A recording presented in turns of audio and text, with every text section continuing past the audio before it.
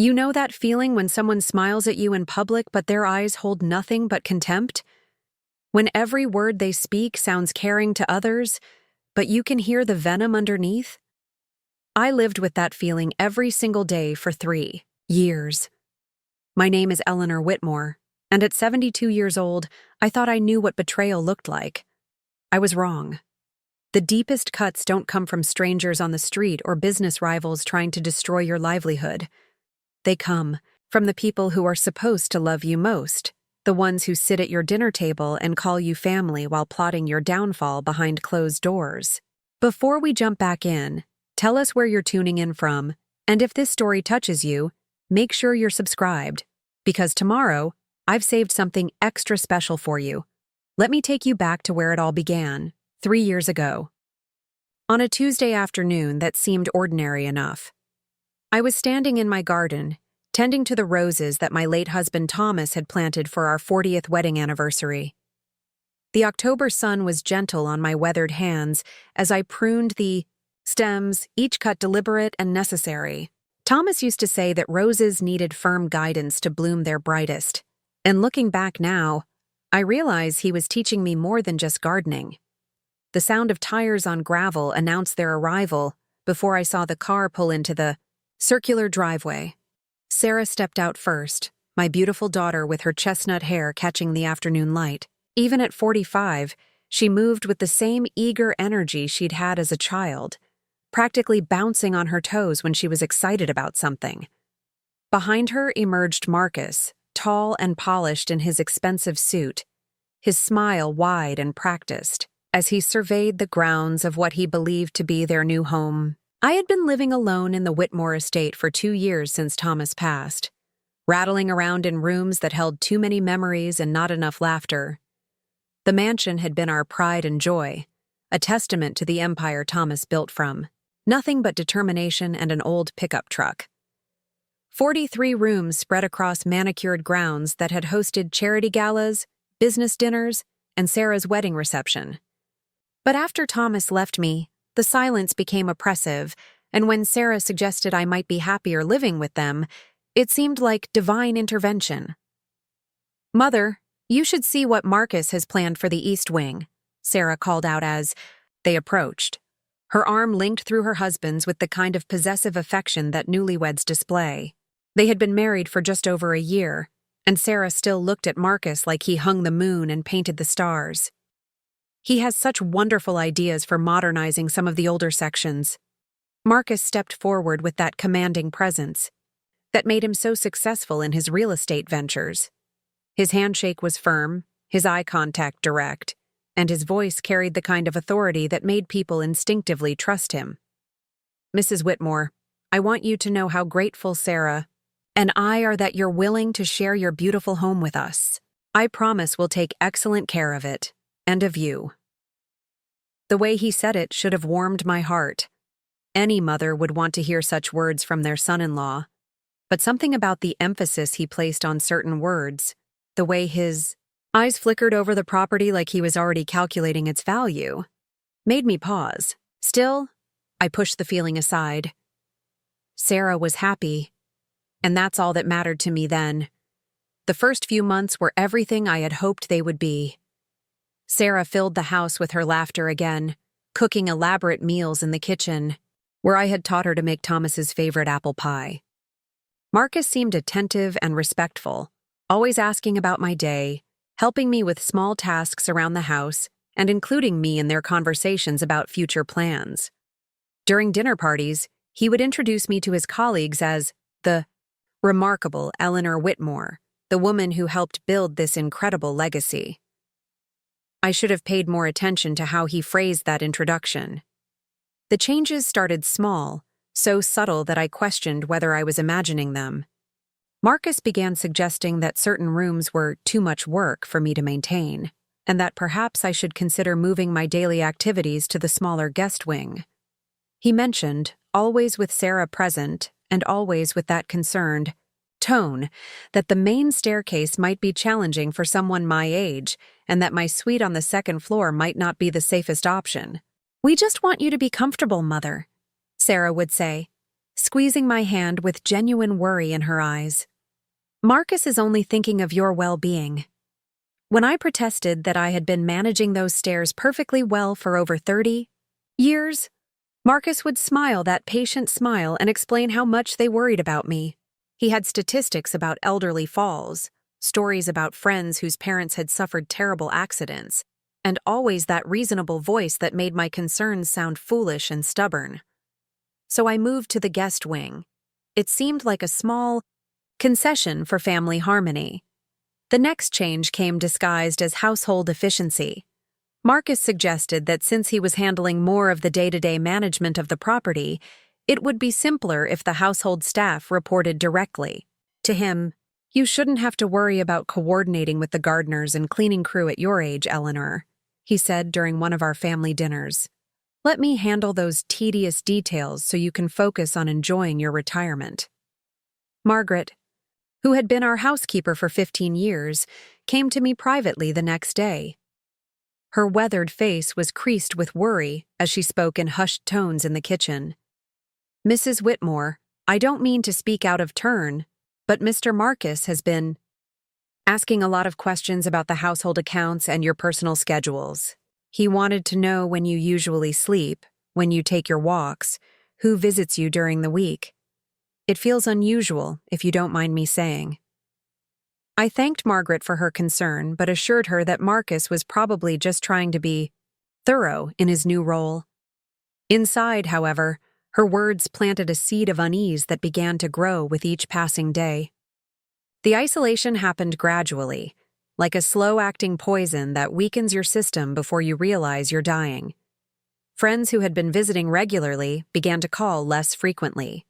When I mentioned this to Marcus, he would furrow his brow with apparent concern and explain that he had been screening calls to protect me from solicitors and scammers who often targeted elderly people. You wouldn't believe how many fraudsters try to take advantage of widows in your position, Eleanor. I've already blocked dozens of suspicious numbers. My weekly bridge game with the ladies from the country club simply stopped happening when I asked Sarah about it. She looked confused and said that Marcus had mentioned I told him I was finding the game too tiring and preferred to rest on those afternoons. I protested that I had never said any such thing, but Marcus smoothly interjected that I had seemed exhausted after the last few games and had mentioned wanting to take a break. Maybe you don't remember saying it, Mother, Sarah said gently, with that tone people use when they think you're becoming forgetful. You have been more tired lately. The gaslighting was so skillful, so subtle, that I began to question my own memory. Had I said those things? Was I becoming more forgetful than I realized? Thomas used to joke that I had a memory like a steel trap, but perhaps age was finally catching up with me. Marcus's behavior toward me began to shift when we were alone together. Preparing and narrating this story took us a lot of time, so if you are enjoying it, subscribe to our channel. It means a lot to us. Now back to the story. The polite deference he showed in Sarah's presence would evaporate the moment she left the room. His voice would become clipped and impatient when I asked questions about household decisions. When I mentioned wanting to review the monthly expenses, as I always had, he would sigh heavily and explain that such matters were too complex for me to understand. Sarah and I have everything under control, Eleanor. You don't need to worry about these details anymore. Isn't it nice to finally relax and let someone else handle the responsibilities? But I wasn't ready to relax. I wasn't ready to become a passive observer in my own life. When I persisted in asking about the accounts, Marcus's patience wore thin. Look, Eleanor, I understand this is difficult for you, he said one afternoon when Sarah was out shopping. We were standing in Thomas's former study, surrounded by the awards and photographs that chronicled a lifetime of achievement. Giving up control is hard at any age, but especially when you've been independent for so long. However, you need to trust that Sarah and I have your best interests at heart. Constantly questioning our decisions isn't helping anyone, least of all you. The way he spoke to me in that moment, like I was a difficult child who needed to be managed rather than the woman who owned the very ground he stood on, should have been my wake-up call. but I was still caught in the web of family loyalty and self-doubt that he had so carefully constructed around me. The turning point came during one of their dinner parties, an elegant affair for Marcus's business associates and their spouses. I had always enjoyed entertaining, and Sarah knew how much these gatherings meant to me. She had asked me to join them for cocktails and dinner, and I had spent the afternoon preparing, choosing my favorite emerald dress and the pearl necklace Thomas had given me for our silver anniversary. As I came down the stairs to join the party, I could hear the conversation flowing from the living room, glasses clinking, and laughter mixing with the soft jazz music Sarah had selected. I paused at the doorway, taking in the scene. Our home looked magnificent, every detail perfect from the fresh flower arrangements to the crystal gleaming under the chandelier light. Marcus was holding court near the fireplace, entertaining a group of well-dressed men with what appeared to be a humorous story. As I approached to join the conversation, I caught the tail end of his words. Of course, having elderly family members can be challenging, but Sarah and I believe in taking care of our own. Eleanor is fortunate that we're able to provide her with such a comfortable living situation in her declining years. The casual dismissal in his tone, the way he spoke about me as if I were a charity case they had graciously taken in, hit me like a physical blow. I stood frozen for a moment, processing the implications of what I had just heard. This wasn't my son-in-law speaking fondly about his wife's mother. This was a man establishing a narrative, painting himself as the generous benefactor who had rescued a helpless old woman. One of his associates, a man I recognized from previous gatherings, noticed my presence and smiled warmly. "Eleanor, how lovely to see you. You look absolutely radiant this evening." Marcus turned, and for just a fraction of a second, I saw something flash across his face. Annoyance? Frustration? It disappeared so quickly I might have imagined it, replaced by his practiced smile. "There she is, our beautiful Eleanor," he said, moving to place his hand on my shoulder in what appeared to be an affectionate gesture. But his fingers pressed just a little too hard, a subtle reminder of who was in charge. "I was just telling everyone how grateful we are to be able to care for you in your golden years." The conversation continued around me, but I felt like I was observing it from outside my own body. These people, some of whom had known Thomas and me for decades, were nodding along with Marcus's narrative as if it were the most natural thing in the world. As if I were indeed the dependent elderly relative, rather than the woman whose hospitality they were enjoying in the home I had built with my late husband. Later that evening, after the guests had gone and Sarah was cleaning up in the kitchen, I found myself alone with Marcus in the living room. He was pouring himself a nightcap from Thomas's crystal decanter, a liberty that would have seemed insignificant just months ago, but now felt like another small violation. "Lovely evening," I said, attempting to keep my voice light. "Though I was surprised by some of the things you said about our living arrangement." Marcus didn't look up from his drink. "What do you mean?" "You spoke as if Sarah and you were providing for me, rather than all of us sharing the family home together." Now he did look at me, and the expression on his face was no longer carefully controlled. "Eleanor, I think you may have misunderstood. I was simply explaining to my colleagues how committed Sarah and I are to family values. Surely you don't object to that." "Of course not. But the way you phrased it made it sound as if I were dependent on your charity." Marcus set down his glass with enough force to make the crystal ring. "Maybe that's because you are, Eleanor. Let's be honest about the situation here. Sarah and I could have bought our own place, started fresh somewhere new. Instead, we chose to move in here to take care of you because you were lonely and struggling after Thomas died. We've put our own lives on hold to make sure you're not alone in this big house." The boldness of the lie took my breath away. Sarah had approached me about the arrangement, not the other way around. They had been living in a cramped apartment and jumping at the chance to move into the estate. But Marcus delivered his rewritten version of history with such conviction that for a moment I wondered if my memory was playing tricks on me again. "I don't remember it that way," I said quietly. "Memory can be unreliable at our age," Marcus replied, his tone shifting back to that patronizing gentleness that made my skin crawl. "The important thing is that we're all here together, taking care of each other. But Eleanor, if you're going to continue living here with us, you need to understand that Sarah and I are making the decisions now. We can't have you undermining our authority or confusing our guests with contradictory information. Our guests, our authority. In my own home." I excused myself and went to my room, but sleep eluded me that night. I lay in the darkness, staring at the ceiling of the guest bedroom that had once been reserved for visiting relatives, and wondered how I had allowed my life to become so small. How had I gone from being Eleanor Whitmore, co-builder of a business empire and pillar of the community, to being someone who needed permission to speak at dinner parties in her own home? The answer came to me as the first light of dawn crept through the curtains. I hadn't allowed it.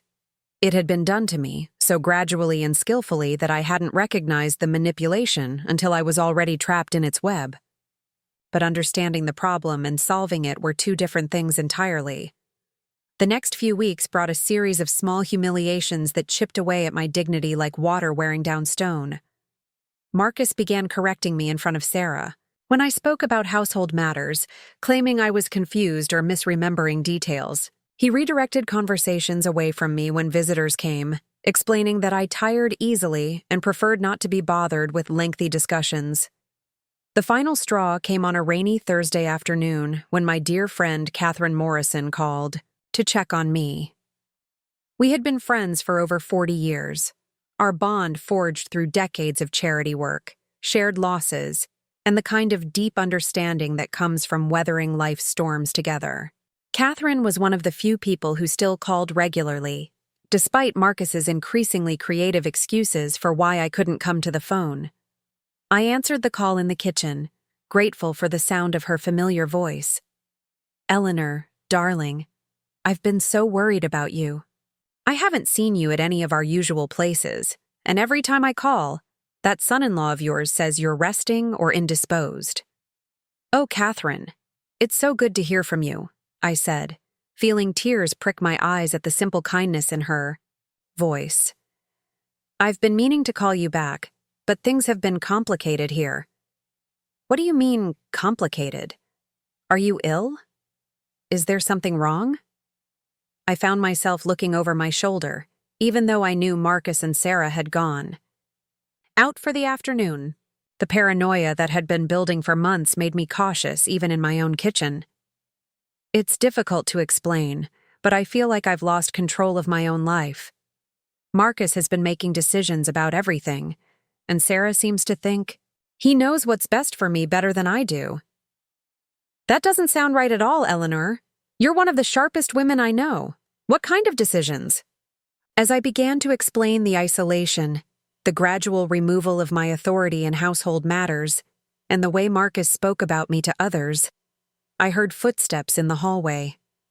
My heart began to race as I realized they had returned earlier than expected. "Catherine, I need to go," I said quickly, but it was too late. Marcus appeared in the kitchen doorway, his expression thunderous. He didn't speak until I had hung up the phone, but his presence filled the room with tension. "Who were you talking to, Eleanor?" "Catherine Morrison called to check on me." "And what did you tell her?" The question was asked in that deceptively calm tone that I had learned to fear. "We were just catching up." "Really?" Because from what I could hear, it sounded like you were telling her some very concerning things about your living situation here. My mouth went dry. I was just explaining why I haven't been able to see her as much lately. Marcus stepped closer, and I instinctively backed toward the counter. "Eleanor, we need to have a serious conversation about your behavior lately. You've been increasingly paranoid and combative, making up stories about how Sarah and I treat you. Now you're spreading these delusions to your friends." They're not delusions, I said, finding a spark of my old strength. You have been controlling and manipulative, and you've isolated me from my friends and my own life. Listen to yourself, Marcus said, shaking his head with apparent sadness. These are exactly the kind of paranoid thoughts that affect people with declining mental faculties. Sarah and I have been discussing this, and we think it might be time to consider some additional support for you. The threat was clear, even couched in his careful language. Additional support meant nursing care, medication, possibly even institutionalization. If he could convince Sarah I was losing my mind. "Where is Sarah?" I asked. "I want to talk to her about this." "Sarah is running errands, but we've already discussed your recent behavior extensively. She's as concerned as I am about these episodes you've been having. Episodes? As if my reasonable objections to his treatment were symptoms of mental illness, rather than the natural response of someone being systematically undermined and controlled. That night, I made a decision that would change everything. I waited until the house was quiet, until I could hear Marcus's snoring from the master bedroom that had once been mine and Thomas's sanctuary. Then I crept down the hallway to Thomas's study, the one room in the house that Marcus hadn't yet claimed as his domain. I sat in Thomas's leather chair, surrounded by the photographs and mementos of our life together, and I began to plan. Not a plan for confrontation or dramatic revelation, but something more subtle and strategic. If Marcus wanted to play games of manipulation and control, he was about to discover that he had chosen the wrong opponent. I pulled out the small notebook where I had always kept important phone numbers and began to make a list. My attorney, my financial advisor, the private investigator Thomas had used for business matters, and several other contacts that Marcus had no idea existed. Men and women who knew the real Eleanor Whitmore, who remembered what I was capable of when properly motivated. As I wrote, I thought about the roses in my garden, how Thomas had taught me that sometimes you had to cut away the diseased parts to save the healthy growth. I had been patient long enough, gentle long enough, accommodating long enough. It was time to start pruning. But first, I needed to understand exactly what I was dealing with. Over the next few days, I began to pay closer attention to Marcus's patterns, his phone calls, his meetings with people I didn't recognize. I started keeping a detailed record of his behavior, the lies he told Sarah about me, and the increasingly bold ways he was asserting control over what he believed to be his domain. What I discovered was both more and less than I had expected. Marcus wasn't just a controlling son-in-law who had gotten carried away with his authority. He was a man with significant debts, a failing business, and a lifestyle that required far more money than he actually possessed. The real estate ventures he boasted about were largely fictional, propped up by credit and borrowed time. More troubling, I began to notice how he watched me during my daily routines, how he asked casual questions about my health, my medication, my plans for the day. The attention felt less like family concern and more like someone gathering intelligence. The pieces of the puzzle began forming a picture that made my blood run cold. Marcus hadn't married Sarah just for love, and he hadn't moved into our home just for convenience. He had been playing a much longer game, one that required my complete dependence and eventual removal from the picture entirely. But he had made one crucial miscalculation. He assumed that because I was older, because I was grieving, because I had temporarily lost my way, that I was weak. He confused kindness with weakness, gentleness with frailty, and trust with stupidity. Thomas used to say that the most dangerous opponents were the ones who underestimated you, who mistook your courtesy for inability and your patience for ignorance.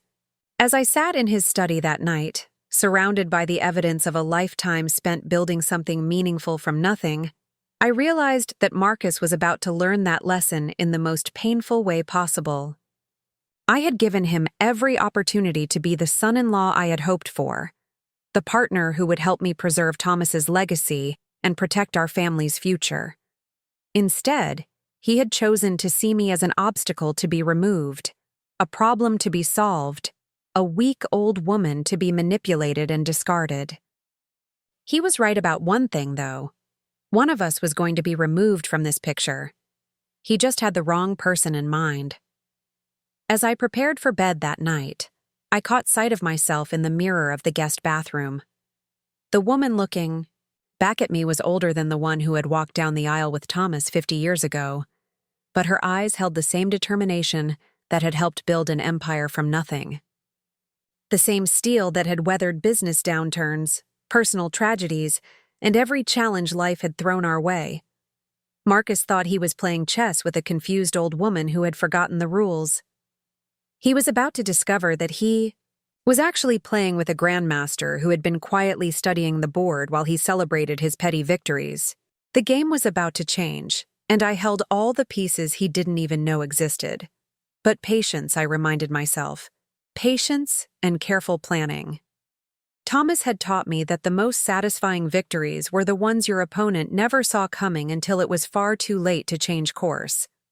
Marcus had spent months systematically undermining my position, isolating me from my support systems, and painting me as a burden rather than the foundation upon which everything he enjoyed was built.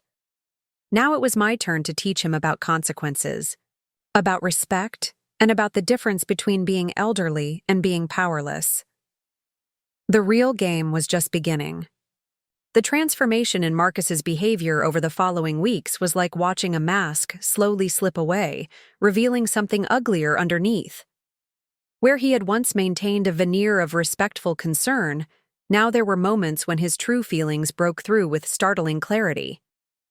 It began with small things that Sarah either didn't notice or chose to ignore, moments when his patience with me would snap like a rubber band stretched too far. I was in the morning room having my coffee and reading the newspaper when Marcus entered, already dressed in one of his expensive suits, his phone pressed to his ear.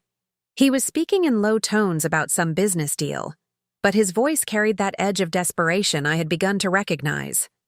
As he paced near the windows, I couldn't help but overhear fragments of his conversation. "No, I understand the timeline, but I need another month, maybe 2 at most," he was saying, his free hand gesturing frantically even though the person on the other end couldn't see him.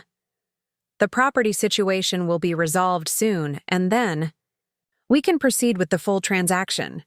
Property situation." The phrase made my stomach clench with unease. When he ended the call and noticed me sitting there, his expression shifted from frustrated to something approaching hostile. "How long have you been sitting there eavesdropping on my private conversation?" he demanded, his voice sharp enough to make me flinch. "I wasn't eavesdropping," I replied, setting down my coffee cup with hands that trembled slightly. "I was simply having my morning coffee as I do every day. In the future, perhaps you could choose a different location when I'm conducting business calls. Some conversations require privacy." The dismissive tone, the implication that I should rearrange my daily routine to accommodate his comfort in what was still my home, sparked something deep inside me that I had been trying to suppress. "Marcus, this is the morning room. I've had my coffee here every morning for 30 years. Perhaps you could conduct your private calls in the study or your bedroom." His face darkened in a way that made me genuinely afraid for the first time. "My bedroom? Eleanor, I think you're forgetting that this is Sarah's and my home now. We've been more than generous in allowing you to stay here, but that doesn't give you the right to dictate where I can and cannot conduct my business."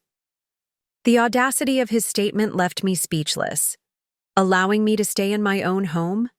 The home that Thomas and I had built together?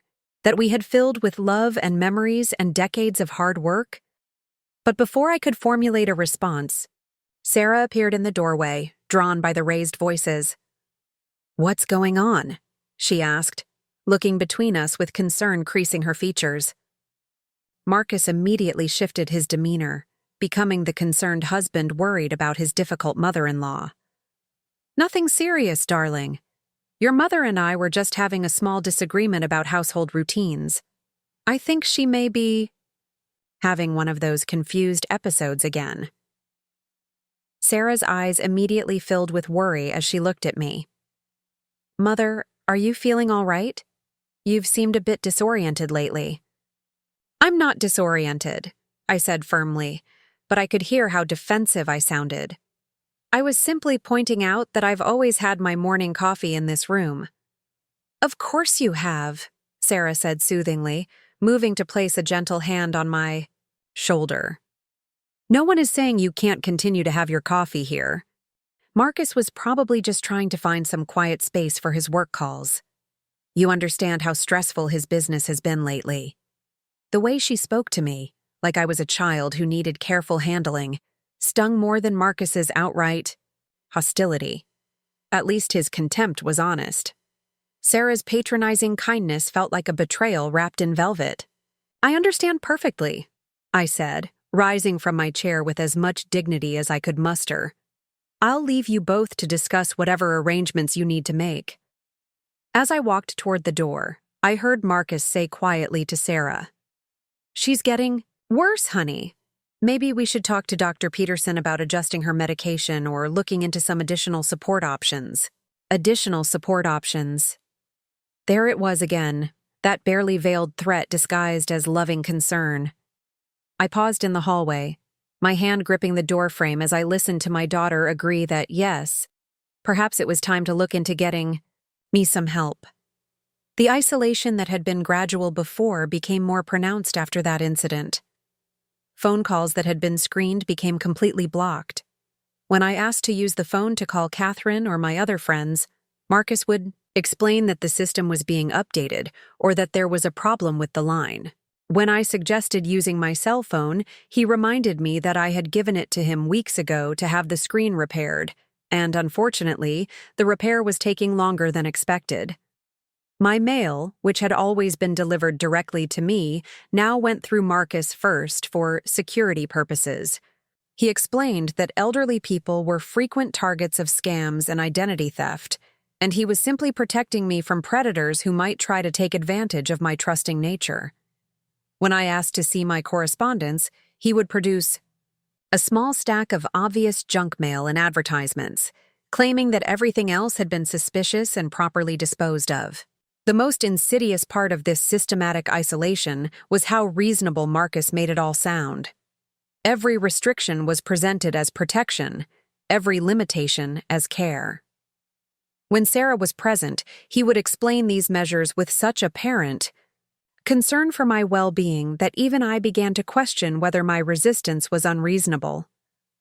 "Your mother's safety is our top priority," he would tell Sarah, his arm around her shoulders as he painted himself as the devoted son-in-law willing to take on the burden of caring for a difficult elderly relative.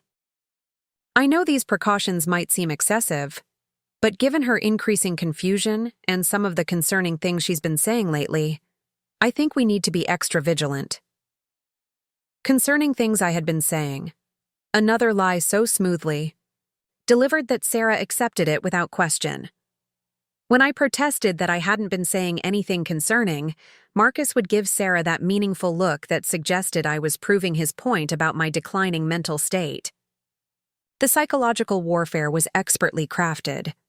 Marcus understood that direct confrontation would be too obvious, too easily recognized as abuse. Instead, he chose a more subtle approach that left me questioning my own perceptions while appearing to everyone else as a caring family member dealing with a challenging situation, but it was the servant's behavior that confirmed my growing suspicions that something far more sinister was at play. Margaret, who had worked for us faithfully for 15 years, began avoiding eye contact when she cleaned my room. When I tried to engage her in conversation as I always had, she would give short, nervous responses and quickly excuse herself to attend to other duties. One afternoon, I cornered her in the laundry room where we were less likely to be overheard. "Margaret, is something wrong? You seem uncomfortable around me lately." She looked up from the linens she was folding, her weathered face creased with worry and something that looked like fear. "Mrs. Whitmore, I don't want to speak out of turn, but Mr. Marcus has given us very specific instructions about your care." "What kind of instructions?" Margaret glanced toward the door, then leaned closer and lowered her voice. He's told us that you've been having memory problems and that we should report to him immediately if you seem confused or if you ask us to do anything unusual. He said you might try to give us messages to pass along to people outside the house, and that we should bring anything like that directly to him because it might be part of your illness. The calculated cruelty of it took my breath away. Marcus had effectively turned my own household staff into informants, convincing them that helping me maintain contact with the outside world would be enabling my supposed mental decline. He had isolated me so completely that even the people who had known me for years now viewed me through the lens of his manufactured narrative. Margaret, I want you to know that I am not ill or confused, I said as clearly and calmly as I could. I am being systematically isolated and controlled by Marcus, and I need you to understand that if I ask for your help, it's not because I'm confused, it's because I'm in trouble. But even as I spoke, I could see the doubt in her eyes. Marcus had done his work too well. She was looking at me the way people look at someone they believe to be mentally unstable, with pity and nervous concern, rather than the respect and understanding I had earned over years of fair treatment and friendship. Mrs. Whitmore, maybe you should talk to Miss Sarah about how you're feeling. She loves you so much, and she just wants what's best for you. Sarah, my beautiful, trusting daughter who had been so thoroughly manipulated that she now saw my resistance to Marcus's control as evidence of cognitive decline rather than a rational response to an impossible situation. How do you tell your child that the man she loves, the man she trusts to make decisions about your welfare, is systematically destroying your autonomy and dignity? That evening at dinner, I decided to try a direct approach. The three of us were sitting at the formal dining table, eating a meal that Margaret had prepared according to Marcus's specific dietary restrictions for me. Another of his caring gestures was monitoring my food intake, claiming that proper nutrition was essential for maintaining cognitive function in elderly people. Sarah, I need to talk to you about some concerns I have about the way things are being managed here, I began, trying to keep my voice steady and reasonable. Sarah looked up from her plate with immediate attention, while Marcus's fork paused halfway to his mouth. Of course, Mother. What kind of concerns? I feel like I've lost all autonomy in my daily life. I can't make phone calls, I can't receive my mail directly, I can't even have a private conversation with Margaret without it being reported back to Marcus. I understand the desire to help, but this level of control isn't helping me. It's making me feel like a prisoner in my own home. The words hung in the air for a moment before Sarah reached across the table to squeeze my hand. Mother, no one wants you to feel like a prisoner. We're just trying to make sure you're safe and well cared for. But Sarah, I don't need to be cared for like an invalid. I'm 72 years old, not 92, and my mind is perfectly clear. These restrictions aren't protecting me. They're isolating me from everyone and everything that gives my life meaning. Marcus set down his fork and leaned back in his chair, his expression a carefully crafted mixture of patience and concern. Eleanor, I think you're seeing sinister motives where there are none. Every precaution we've taken has been discussed and agreed upon because we were worried about your safety and well-being. When was I consulted about these decisions? When did I agree to have my phone calls screened or my mail filtered? You were having problems with scam callers, Marcus replied smoothly. You mentioned being confused by some of the calls you were receiving, so we implemented the screening system to protect you. Another lie, delivered with such conviction that I saw doubt flicker across Sarah's face. Had I mentioned being confused by phone calls? Was my memory really becoming unreliable? And the mail situation developed after you started misplacing important documents, Marcus continued. We found several bills and official correspondence that you had apparently forgotten about, so we began handling your mail to make sure nothing important was overlooked. I stared at him, amazed by his ability to construct an alternate reality where every controlling action became an act of loving care. I have never misplaced important mail in my life. I've been managing my own correspondence for decades without any problems. Mother, Sarah said gently, you did seem confused about some of the financial documents last month. Remember when you couldn't find the insurance papers you thought you had filed? Marcus spent hours helping you locate them. But I did remember that incident, and it hadn't happened the way Sarah was describing it. The insurance papers had been in their proper place in Thomas's filing cabinet, where I had always kept them. They had only gone missing after Marcus had offered to help organize my important documents. When I couldn't find them and became worried, he had produced them with great fanfare, claiming they had been misfiled in a random drawer. At the time, I had been grateful for his help and embarrassed by my apparent mistake. Now, I realized it had been a setup, a manufactured crisis designed to make me appear forgetful and incompetent while positioning him as my rescuer. The insurance papers were moved from where I had filed them, I said carefully. They were exactly where I always kept them until someone relocated them to a drawer where they didn't belong.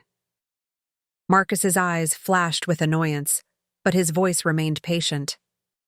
Eleanor, are you suggesting that someone deliberately moved your papers to confuse you? That seems like a very paranoid way of thinking.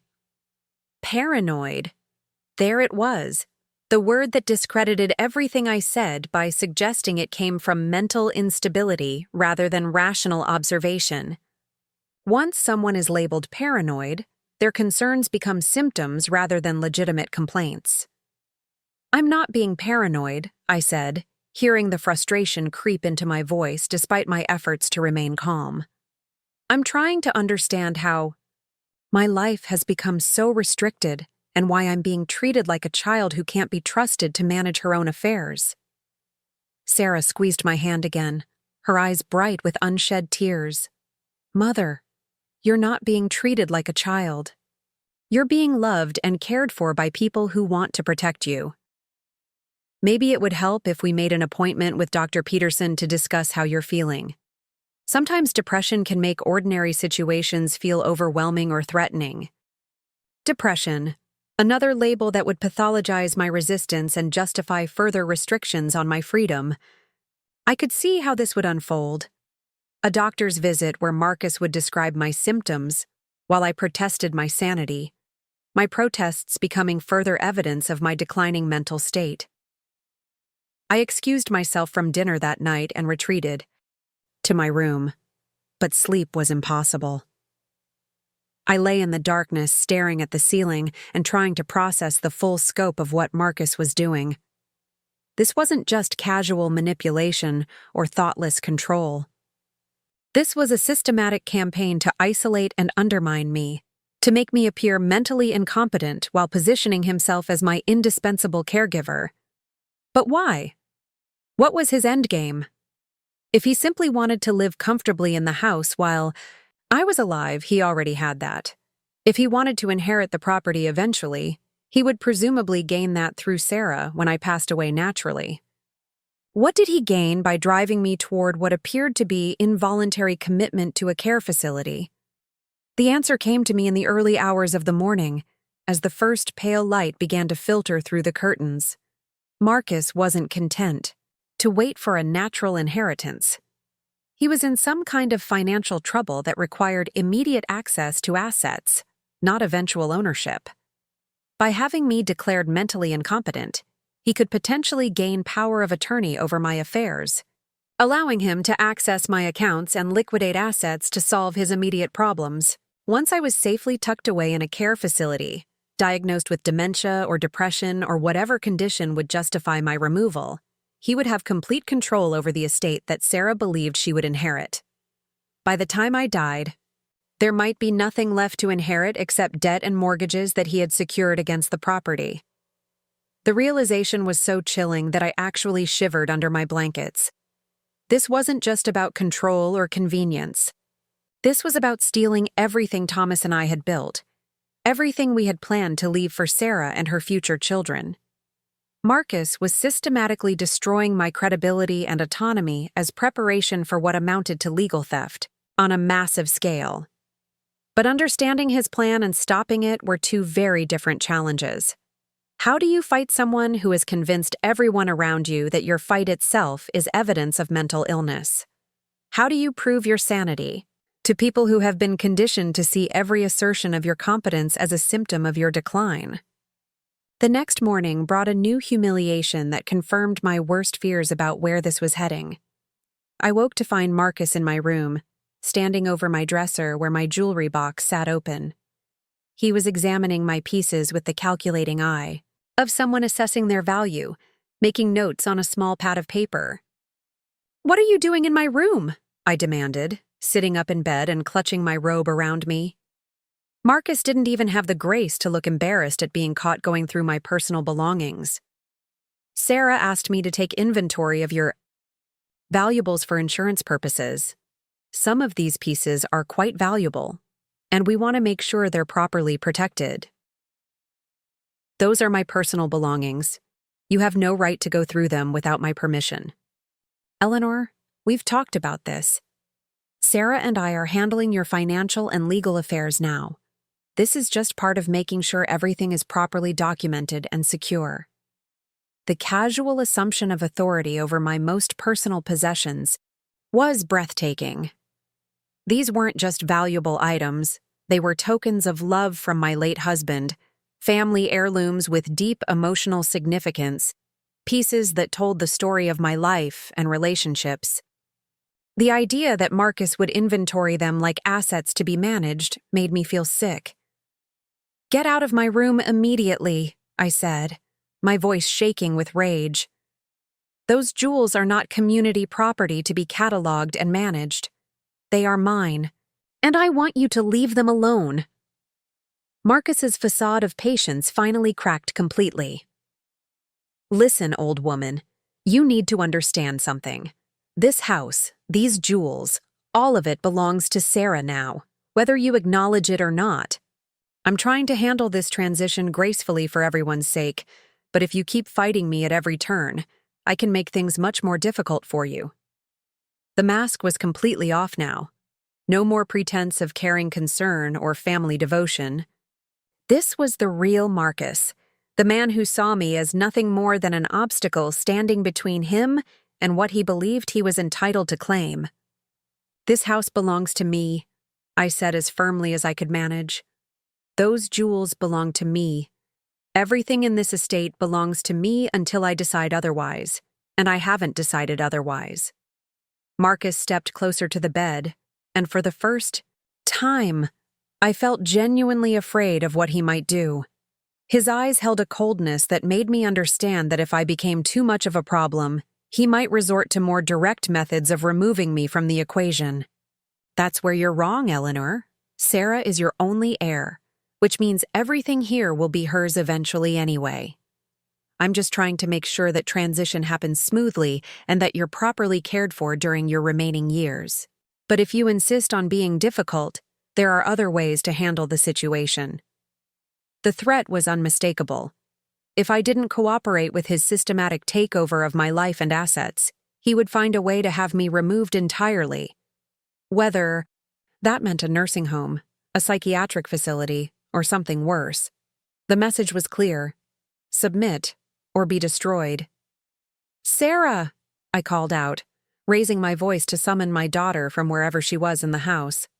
"Sarah, I need you up here right now."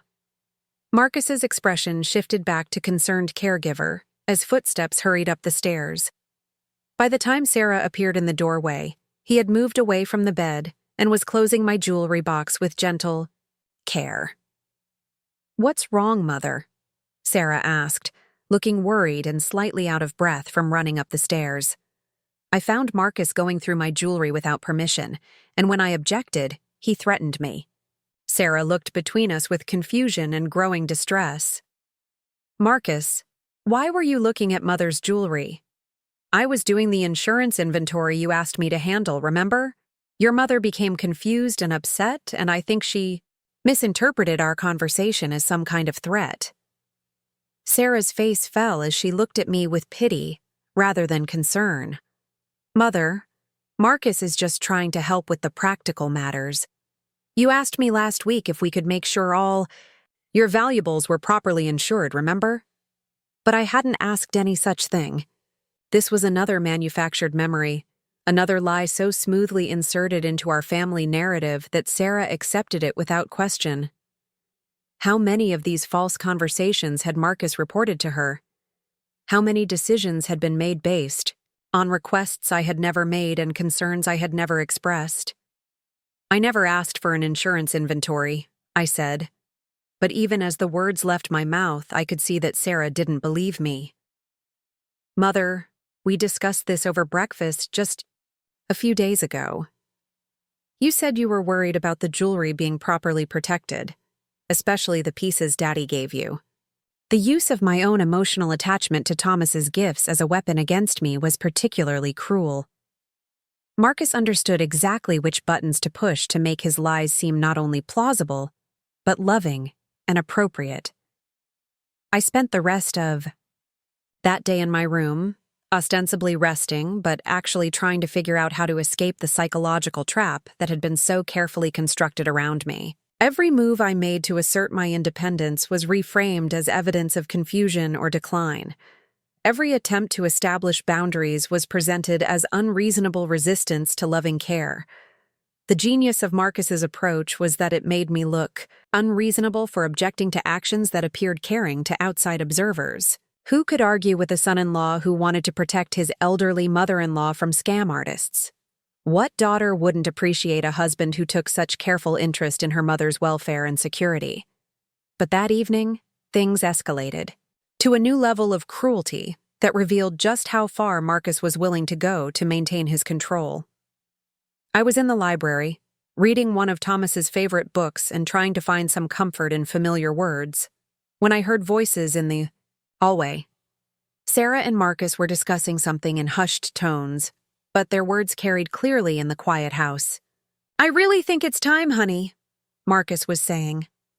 "She's becoming increasingly agitated and paranoid. This afternoon's episode with the jewelry was just the latest example.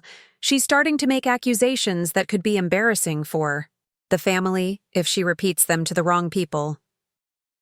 "But she seems fine most of the time," Sarah replied, and I could hear the uncertainty in her voice. "I know she's been a bit more forgetful lately, but don't you think moving her to a care facility is premature? Sarah, I love your mother, but we have to face reality. She needs professional help that we can't provide at home. There's a wonderful facility called Sunset Manor that specializes in caring for people with her particular challenges. They have programs designed specifically for elderly people who are experiencing paranoid episodes and confusion." Sunset Manor. I knew that name, and the knowledge made my blood run cold. It wasn't a care facility. It was a psychiatric hospital with a reputation for housing wealthy elderly patients whose families wanted them quietly managed and medicated into compliance. Once someone was admitted there, especially with a diagnosis of dementia or paranoid delusions, they rarely emerged with their faculties or their legal rights intact. "I don't know, Marcus. It feels like giving up on her." "It's not giving up. It's getting her the help she needs. Think about it, Sarah. She'll have professional medical care, structured activities, and social interaction with people her own age. Right now, she's isolated and becoming more withdrawn every day. At Sunset Manor, she could actually have a better quality of life."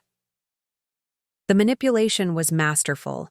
He was framing my imprisonment as liberation, my loss of freedom as gaining a better life. And I could hear Sarah weakening, beginning to accept his version of reality where shipping me off to a psychiatric facility was an act of love rather than abandonment. "What would happen to the house?" Sarah asked, and I held my breath waiting for the answer. "Well, obviously we'd need to maintain it properly while she's receiving care. I could handle the management and upkeep, make sure everything is preserved, exactly as she would want it. When she's feeling better and more stable, she could always come home for visits. Visits to my own home." The audacity was breathtaking, but it was also revealing. Marcus wasn't even pretending that this would be a temporary arrangement. He was talking about taking permanent control of the property while I was locked away in an institution, unable to object or interfere with his plans. That night, I made a decision that terrified and exhilarated me in equal measure. I was going to stop being the victim in this scenario and start being the architect of my own salvation.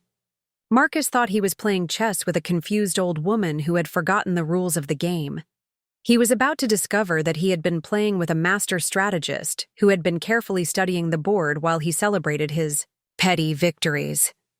But first, I needed to understand exactly what weapons I had at my disposal and what resources Marcus didn't know existed. The next morning, while Sarah and Marcus were out running errands, I made my way to Thomas's study and began going through files that I hadn't touched since his death. What I found there reminded me of something I had almost forgotten in the midst of my grief and the chaos of the past year. Thomas and I hadn't just been successful business people. We had been incredibly wealthy ones. The estate that Marcus was so eager to control was worth far more than even I had fully appreciated. And the financial instruments and legal structures Thomas had put in place to protect our assets were more sophisticated than a small-time real estate operator like Marcus could possibly understand. More importantly, I discovered that Thomas had been concerned about exactly this type of situation. In the months before his death, he had worked with our attorneys to create several layers of protection for me, including a private trust that Marcus couldn't access even if he gained power of attorney over my personal affairs. The man who thought he was stealing from a helpless widow was actually attempting to defraud one of the wealthiest women in the state, and he had no idea what kind of resources and connections he was about to face. As I sat in Thomas's chair, surrounded by evidence of the empire we had built together, I felt something I hadn't experienced in months. Power. Real, substantial power backed by money, legal expertise, and decades of relationships with people who could make Marcus's life very complicated if they chose to do so. Marcus wanted to play games of manipulation and control. He wanted to isolate me from my support systems and turn my own family against me. He thought he could steal everything Thomas and I had worked for and leave me drugged and docile in some psychiatric ward. He was about to learn that the game had rules he didn't understand, and that the gentle old woman he had been tormenting was about to become the most dangerous opponent he had ever faced. But patience, I reminded myself. Patience and careful planning. The trap had to be perfect because I would only get one chance to spring it. The morning sun cast long shadows across Thomas's mahogany desk as I spread out the documents that would change everything. 3 years of careful legal planning lay before me in neat folders, each one representing a different aspect of the fortress Thomas had built around our wealth. He had always been protective, sometimes to a fault, but in his final months, that protectiveness had evolved into something approaching paranoia about what might happen to me after he was gone.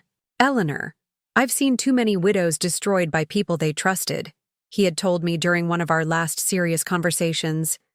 Men who marry into families for money, children who see their parents as obstacles to inheritance, financial, advisors who view elderly clients as easy targets. I won't leave you vulnerable to any of that. At the time, I had thought his concerns were excessive.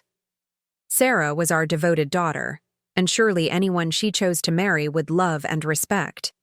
Mia's family, how naive I had been. How unprepared for the sophisticated cruelty that Marcus would bring into our lives. But Thomas's foresight was about to become my salvation. The documents revealed a complex web of trusts, offshore accounts, and legal structures that effectively placed our entire fortune beyond the reach of anyone seeking to gain control through guardianship or power of attorney. Even if Marcus succeeded in having me declared incompetent, he would find that the assets he coveted were protected by legal barriers he couldn't possibly overcome. More importantly, Thomas had established what he called an emergency protocol, a system that would allow me to activate certain protective measures if I ever felt threatened or coerced.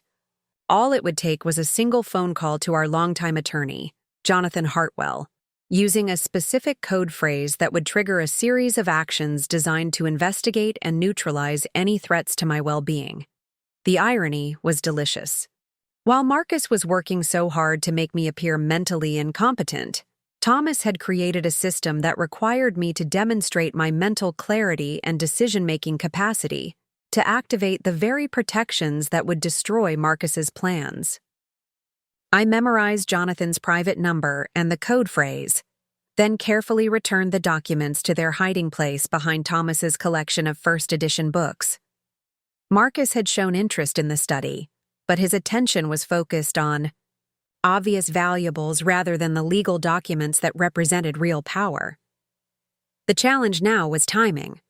I needed to gather enough evidence of Marcus's true intentions before making my move, because once I activated Thomas's emergency protocol, there would be no going back. The legal machinery that would spring into motion was designed to be thorough and irreversible, the kind of nuclear option that Thomas had created for truly dire circumstances. Over the next few days, I began to pay closer attention to Marcus's activities, looking for concrete evidence of his financial desperation and his plans for my removal. What I discovered was both more extensive and more urgent than I had imagined. Late one evening, while supposedly reading in my room, I crept down the hallway to listen outside the study where Marcus was conducting one of his frequent phone calls. The door was slightly ajar and his voice carried clearly into the corridor. "I understand your frustration, but the situation is more complicated than we initially anticipated," he was saying, his tone strained with barely controlled panic. "The old woman is proving more resilient than expected, and my wife is having second thoughts about the care facility option." There was a pause as the person on the other end responded. Then Marcus continued with growing desperation. "No, I can't just wait for nature to take its course. The creditors are breathing down my neck, and if I don't come up with the money soon, everything falls apart. We need to accelerate the timeline." My blood chilled as I realized he was discussing my fate with someone else, someone who apparently had as much invested in my removal as Marcus did. This wasn't just a family scheme. It was a conspiracy involving outside parties who had financial reasons for wanting me declared incompetent and institutionalized. "The property is worth at least $12 million, probably more," Marcus continued. "Once I have guardianship, I can mortgage it against the outstanding debts and still have plenty left over for the arrangement we discussed. But I need her out of the picture within the next 2 weeks, or we're all going to have serious problems." 12 million. The number hit me like a physical blow, not because it was wrong, but because it was so dramatically undervalued. Marcus had no idea that the estate was worth closer to 30 million when all the assets were properly calculated, which meant his financial desperation was even more acute than I had realized. Someone in that much trouble would be capable of almost anything to solve their problems. But it was his next words that truly terrified me. "If the psychiatric commitment doesn't work fast enough, we may have to consider more direct options." An elderly woman living alone in a big house. Accidents happen all the time. Natural causes, a fall down the stairs, maybe a reaction to medication. It would be tragic, but these things are hardly unprecedented. The casual way he discussed my potential murder made my knees weak. This had moved far beyond financial fraud or even imprisonment in a care facility. Marcus was actively planning my death if his other schemes didn't work quickly enough. I managed to make it back to my room without collapsing, but once there, I had to sit on the edge of my bed and focus on breathing steadily until the panic subsided. The man sleeping down the hall from me, the man my daughter trusted and loved, was planning to kill me if I didn't cooperate with my own destruction. The next morning brought a development that confirmed my worst fears about the timeline Marcus was working under. Sarah came to my room with red-rimmed eyes and the kind of forced cheerfulness that indicated she had been crying. "Mother, Marcus and I have been talking, and we think it might be good for you to spend some time at a specialized care facility where you can get professional help with the confusion and anxiety you've been experiencing." I looked at my daughter. This woman I had raised and loved and sacrificed for, and saw a stranger who had been so thoroughly manipulated that she genuinely believed she was acting in my best interests by condemning me to institutional imprisonment. Sarah, I am not confused or anxious. I am being systematically isolated and controlled by your husband, and I'm trying to make you understand the danger we're all in. Mother, please don't start with the paranoid accusations again. Marcus has been nothing but patient and caring with you, and these conspiracy theories you've developed are exactly why we think you need professional help. Professional help. The euphemism made me want to scream, but I forced myself to remain calm. What kind of facility are you considering? It's called Sunset Manor, and it specializes in caring for elderly people who are experiencing the kind of difficulties you've been having. They have doctors who understand how to help with paranoid thoughts and memory issues. Sunset Manor, just as I had feared. Once I was admitted there, Marcus would have free rein to liquidate assets, mortgage the property, and steal everything Thomas and I had built.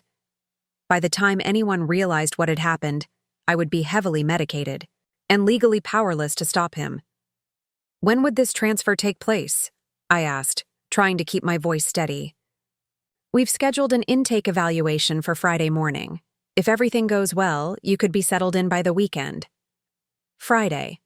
Today was Tuesday, which meant I had less than 3 days to activate Thomas's emergency protocol and gather the evidence I needed to destroy Marcus before he could destroy me. I see. And what happens to the house while I'm receiving this professional help?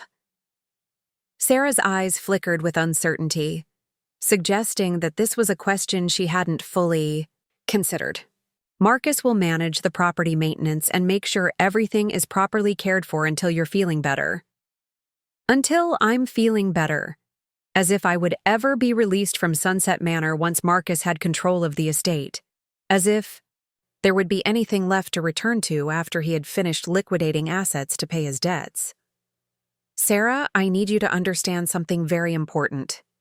This house, all of our assets, everything your father and I built together, none of it belongs to Marcus. If something happens to me, you are my sole heir. But that doesn't give your husband any legal rights to manage or dispose of family property. Mother, of course Marcus doesn't have any legal claim to family property.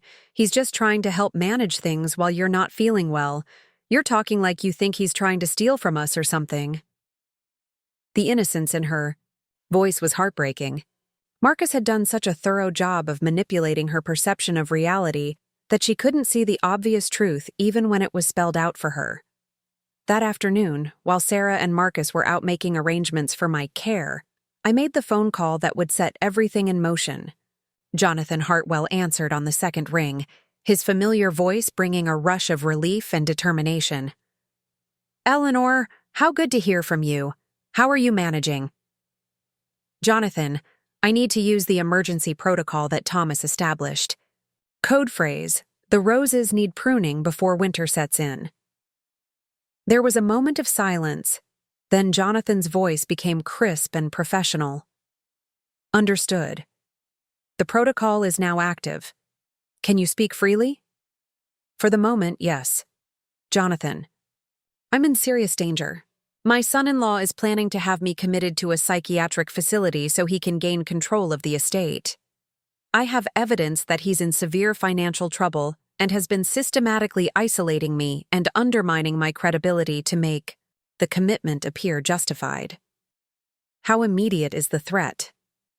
They've scheduled an intake evaluation for Friday morning at Sunset Manor. Once I'm admitted there, I believe Marcus plans to liquidate assets to pay his debts. I also have reason to believe that if the commitment doesn't work, he may resort to more direct methods of removing me from the equation. Jonathan's sharp intake of breath told me he understood the full implications of what I was saying. Eleanor, I'm activating the full emergency response immediately. We'll have private investigators gathering evidence on Marcus within the hour, and I'm filing for an emergency restraining order to prevent any attempts to commit you involuntarily. What about Sarah? She's been completely deceived by Marcus and genuinely believes she's acting in my best interests. We'll handle this carefully to minimize trauma to Sarah while protecting you and the estate. The investigators will focus on documenting Marcus's financial situation and any evidence of fraud or conspiracy.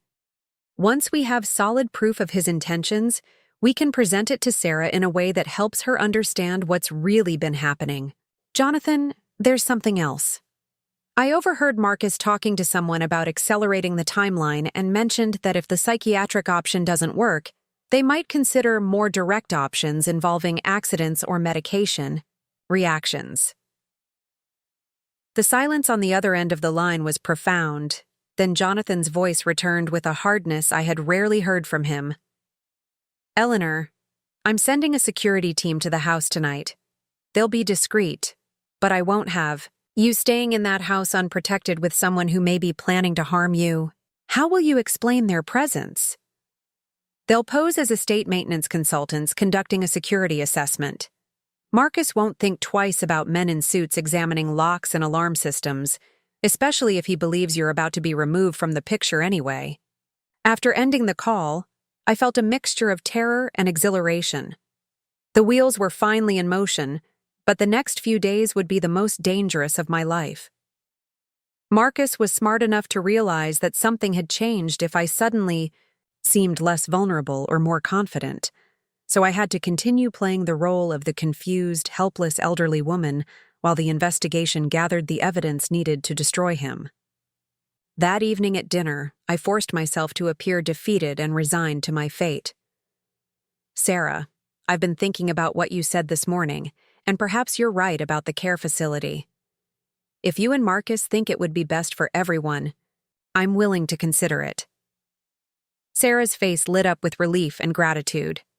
Oh, Mother, I'm so glad you're being reasonable about this. I know it seems scary, but it really will be for the best.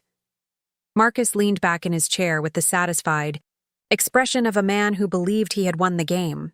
Eleanor, I want you to know how proud I am of you for making this decision. It takes real strength to admit when you need help, and Sarah and I will make sure you have everything you need to be comfortable. The patronizing tone made my skin crawl, but I managed to smile weakly and nod my agreement. I suppose I have been having some difficulties lately. Maybe professional help would be beneficial. Absolutely, Marcus said, reaching across the table to pat my hand in a gesture that appeared affectionate, but felt like a predator marking his territory.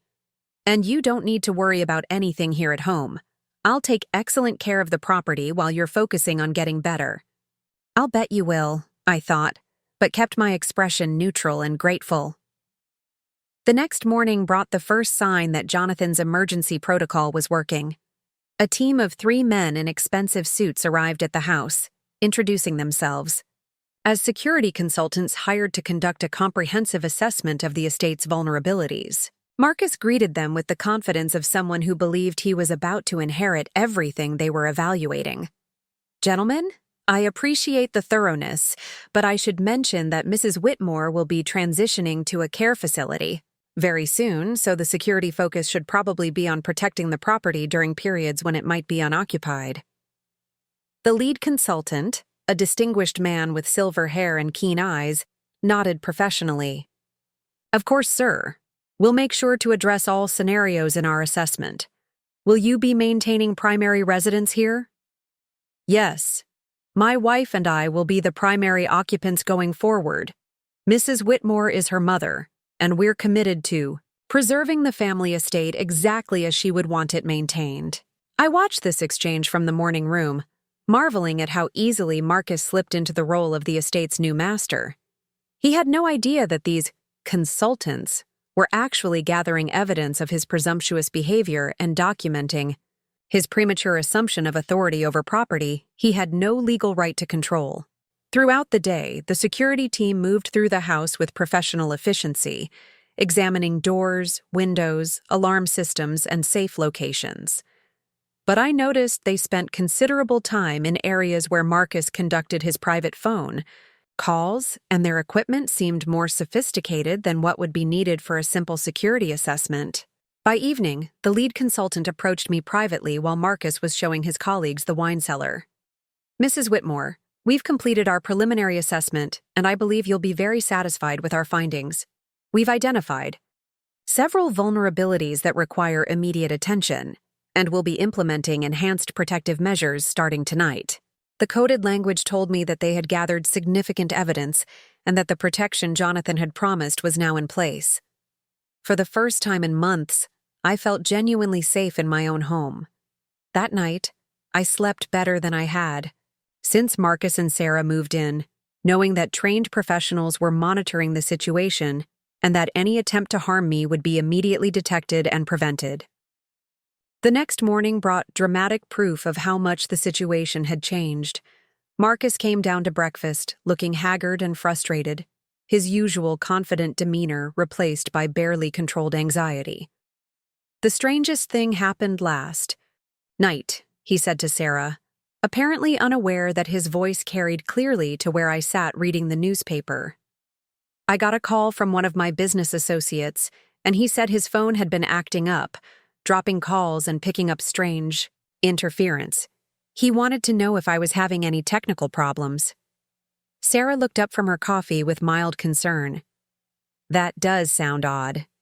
Maybe there's something wrong with the phone system here. Maybe, Marcus said, but his tone suggested he suspected something more sinister.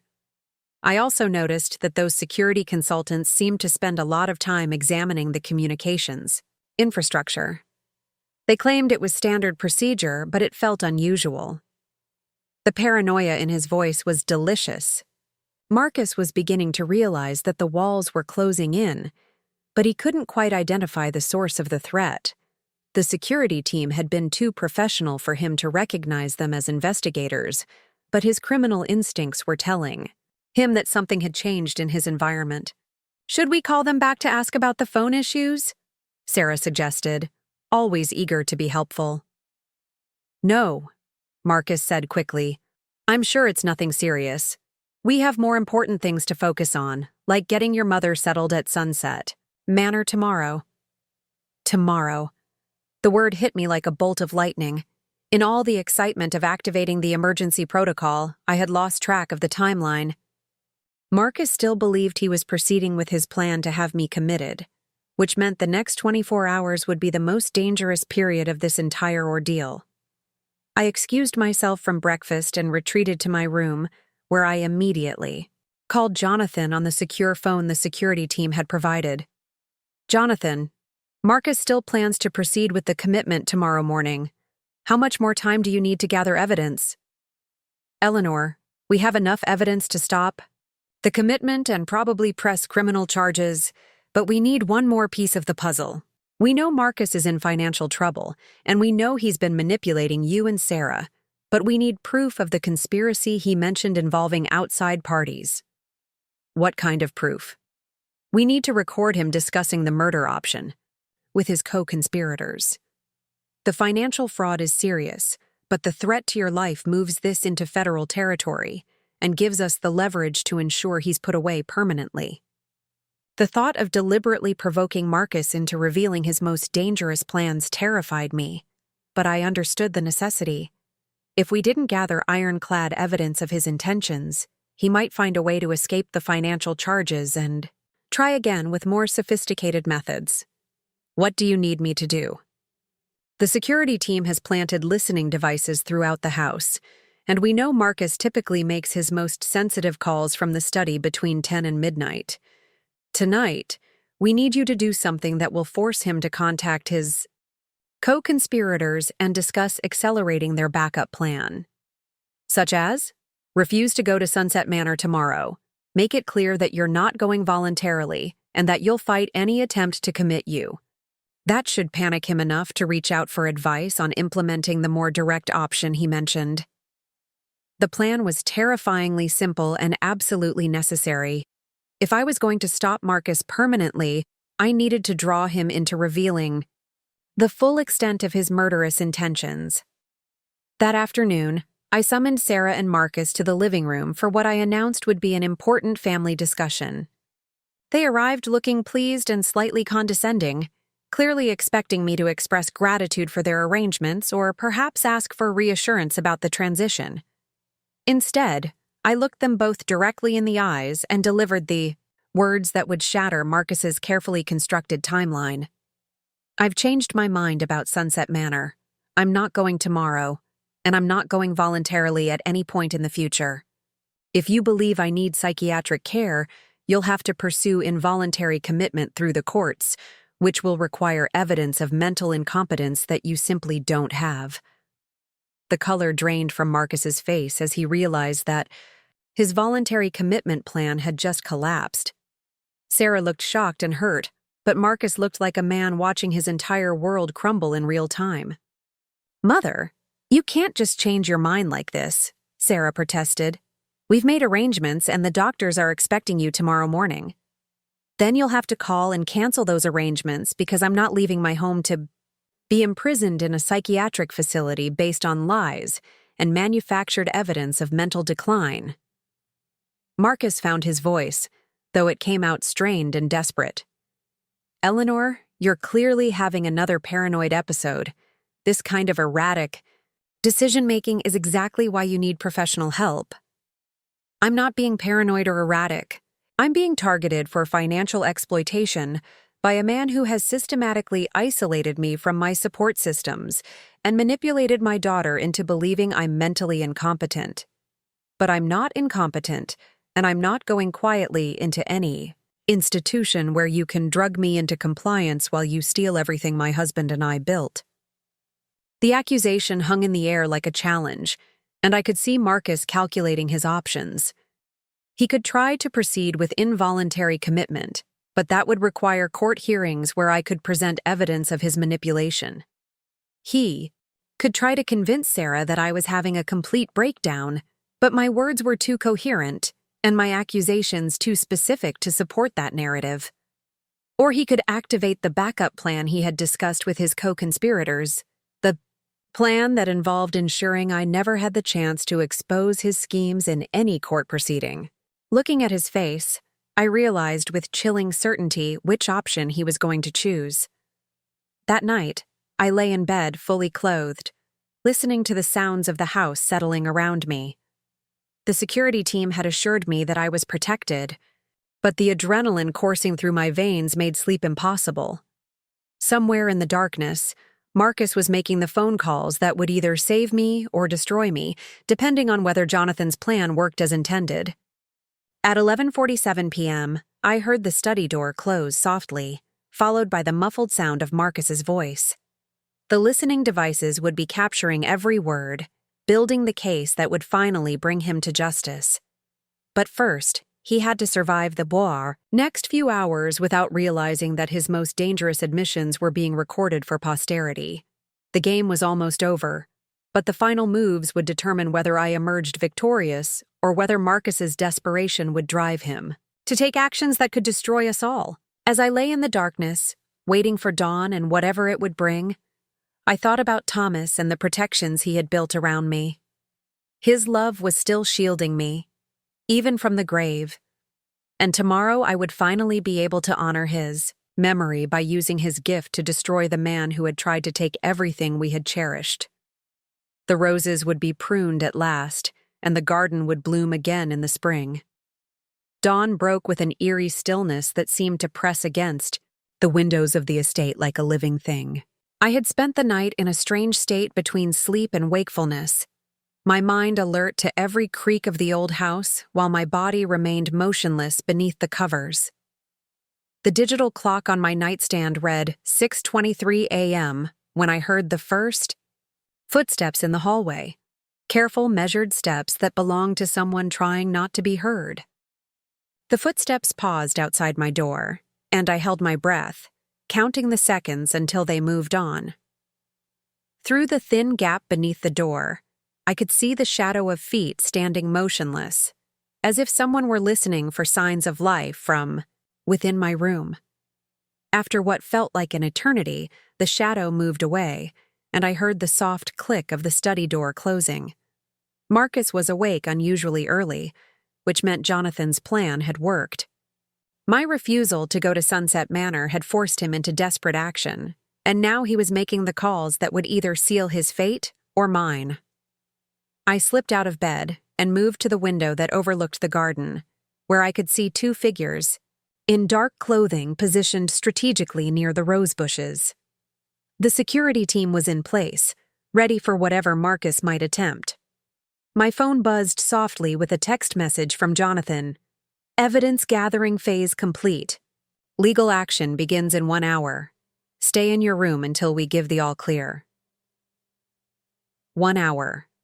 After months of systematic psychological torture, after being made to feel powerless and insignificant in my own home, after watching my daughter be manipulated into believing I was losing my mind, it would all be over in 1 hour.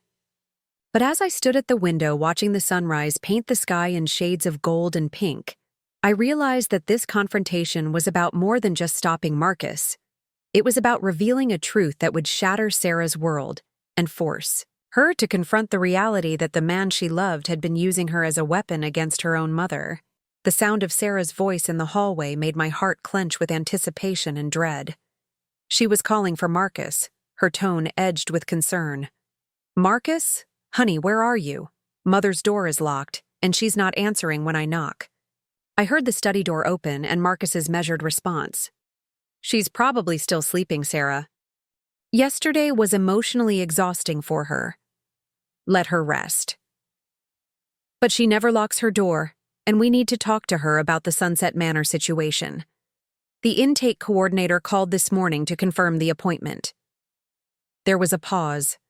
Then Marcus's voice again, closer now as he moved into the hallway. Actually, Sarah, I think we need to discuss some developments that occurred last night. Could you meet me in the kitchen? I'll make coffee. The careful tone he used, the way he was steering Sarah away from my door, confirmed my suspicion that he had already begun implementing his backup plan. Whatever instructions he had received. During his late-night phone calls, they required keeping Sarah occupied and unaware while he dealt with me. I checked the secure phone the security team had given me and found another message. Subject made multiple calls between 11:45 p.m. and 2:30 a.m. All conversations recorded. Federal agents en route. Do not leave your room under any circumstances. Federal agents. The gravity of that phrase settled over me like a lead blanket. Marcus's scheme had attracted the attention of the FBI, which meant the conspiracy was larger and more serious than even I had imagined. How many other wealthy elderly people had fallen victim to similar plots? How many families had been destroyed by predators like Marcus who specialized in exploiting trust and family bonds?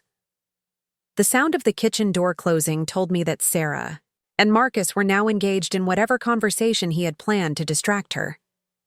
This was the most dangerous moment, when he needed to keep her away from me while putting his final plan into motion. My phone rang softly, and Jonathan's voice brought a mixture of relief and tension. Eleanor, the federal team is in position around the property.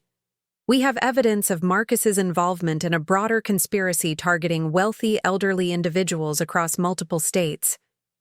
His financial problems are even worse than we suspected. He owes money to some very dangerous people who have no qualms about using violence to collect debts. What about Sarah? She's with him now in the kitchen. We're monitoring that conversation. So far, he's telling her that you've had a complete mental breakdown and that he's concerned you might be dangerous to yourself or others. He's suggesting that she call Dr. Peterson to arrange an emergency psychiatric intervention. The cruelty of using my own daughter as an unwitting accomplice in my destruction was breathtaking. Marcus understood that Sarah's genuine concern for my welfare was his most powerful weapon, and he was wielding it with surgical precision. Jonathan, how much longer before you move? If he convinces Sarah to call for an emergency psychiatric hold, that could complicate everything. The federal team wants to catch him in the act of attempting to harm you. They need clear evidence of intent, not just conspiracy. Can you hold out for another 30 minutes? 30 minutes felt like a lifetime when I was trapped in my room while Marcus manipulated my daughter into becoming his ally. But I understood the necessity of building an airtight case that would ensure he could never threaten anyone again. I'll manage. But Jonathan, Please make sure Sarah understands that she's not responsible for what's about to happen. She's been thoroughly deceived by an expert manipulator. We'll handle this as gently as possible with Sarah. She's going to need counseling to process the trauma of discovering what Marcus really is, but she's strong like her mother. She'll survive this. After ending the call, I positioned myself near the window where I could observe both the security team in the garden and the driveway leading to the house. Whatever was about to happen, I wanted to see it coming. The next 20 minutes passed with agonizing slowness. I could hear the murmur of conversation from the kitchen, punctuated by Sarah's increasingly distressed voice, as Marcus painted an ever darker picture of my supposed mental state. At one point, I heard her crying, and the sound nearly broke my resolve to stay hidden. My instinct was to rush downstairs and comfort my daughter, to explain that everything Marcus was telling her was a lie designed to isolate and control us both. But revealing myself now would give Marcus the opportunity to present my appearance as evidence of the very behavior he was describing to Sarah. He could claim that my paranoid delusions had driven me to hide in my room, and my sudden emergence could be framed as an example of the erratic behavior that required immediate psychiatric intervention.